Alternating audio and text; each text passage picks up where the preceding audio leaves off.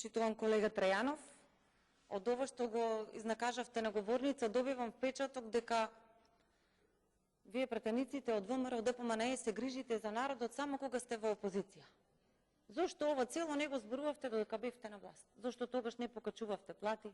Зошто тогаш немавте капитални инвестиции? Туку зборувате токму сега. Едно е јасно. Овој ребаланс се случува баш во овој момент и има повеќе цели. Заздравување на економијата во моментот во државата. Помош на компаниите, на фирмите и на граѓаните.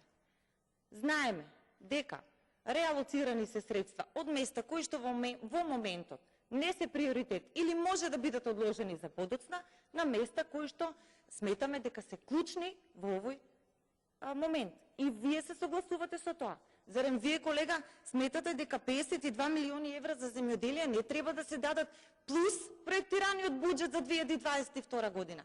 Јас мислам дека ќе се согласите и вие дека на вистинско место се наменети тие средства. Баш каде што треба, кај земјоделците, за да се исплатат сите субвенции за тековната година и сите претходно заостанати субвенции. Зарем мислите дека 76 милиони евра за креирање на мерки за помош на поддршка на граѓаните не се во ред во моментот да се пренасочат средствата и да се алоцираат на тоа место? Мислам дека ќе се сложиме дека на вистинско место се лоцирани средствата токму каде што треба.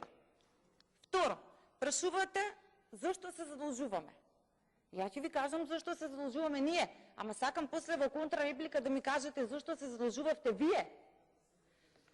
Дали заборавивте, почитуван колега, не беше многу одамна кога 1,2 милиарди евра со 6 пакети мерки беа насочени како помош кон граѓаните и кон фирмите. Заради тоа и се зачуваат тие работни места, кои што се зачувани во моментот, заради тоа невработеноста се намалува.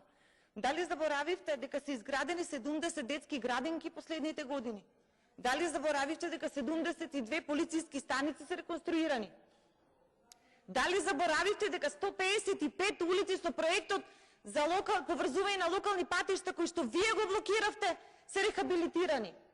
Сите доаѓаме од некоја локална самоуправа, сите доаѓаме од општини. Ги гледате ли улиците сега дека се рехабилитирани? Кажавте колку автопат, ама не кажавте за локалните патишта. Зашто на крајот на краиштата и вие се согласивте за овој закон. Заедно го поддржавме овој закон. За во секоја општина да бидат реконструирани и рехабилитирани улиците. Понатаму, со оперативниот план за вработување, секоја година по 14.000 лица ново вработени во нашата држава се вработуваат. Во ваше време го немаше тоа. Таму одат средствата сега. За тоа се задолжувам. Контрреплика, пратеникот